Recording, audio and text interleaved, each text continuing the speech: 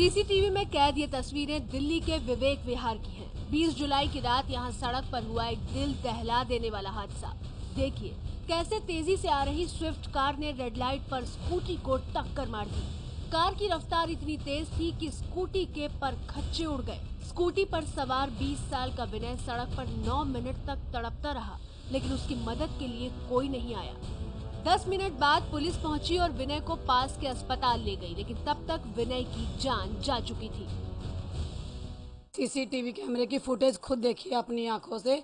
वो 9 मिनट तक पड़ा तड़पता, ऐसे लोगों से हाथ करके हेल्प मांगता रहा, लेकिन पुलिस की डर से कोई उसकी हेल्प करने के लिए सामने नहीं आया, क्योंकि पुलिस बाद में लोगों को फिर बहुत परेशान करती है। 20 तारीख की रात को करीब 11:30 बजे विनय अपनी मां की दवाई लेने के लिए स्कूटी पे अपने घर झिलमिल कॉलोनी से निकला था। और ये जो चौक आप देख रहे हैं, विवेक विहार का ये चौक है। यहाँ से जैसे ही स्कूटी से विनय बाहर की तरफ निकला, बाहर निकलते ही इस चौक पर सामने की तरफ से कड़कड़ुमा की तरफ से आने वाली एक सफ़ेद रंग की तेज रफ्तार कार ने यहाँ बीच में टक्कर मारी।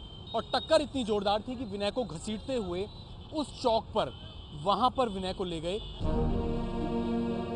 दिल्ली की सड़क पर तेज रफ्तार के कहर ने एक हंसते खेलते परिवार को उजाड़ दिया। हादसे के 2 दिन बाद विनय की बहन की शादी थी। परिवार ने शादी रद्द कर दी थी, लेकिन समाज के लोगों के कहने पर सादगी से बहन की शादी करा दी गई। विनय अपने परिवार का इकलौता सहारा था। वो बीबीए की पढ़ाई कर रहा था। पिता की मौत के बाद माँ बड़ी मुश्किल से परिवार चला रही थी, लेकिन अब इस माँ के सारे सपने चकनाचूर हो चुके हैं। बीबीए कर रहा था, अभी मैंने कि जैसे तैसे करके, अब लड़की की शादी के होने के बावजूद भी मैंने उसकी फीस भरी थी जैसे करके कि हम माँ बेटा कमा के हम उतार देंगे, बच्चे की पढ़ाई ज़्यादा ज़रूरी है। विनय अब इस दुनिया में नहीं है, लेकिन उसकी आंखों से कोई और दुनिया देखेगा। परिवार ने विनय की मौत के बाद उसकी आंखें दान कर दी हैं। कई दिन बीत जाने के बाद भी अब तक पुलिस आरोपी तक नहीं पहुंच पाई है। उस कार की पहचान नहीं हो पाई है।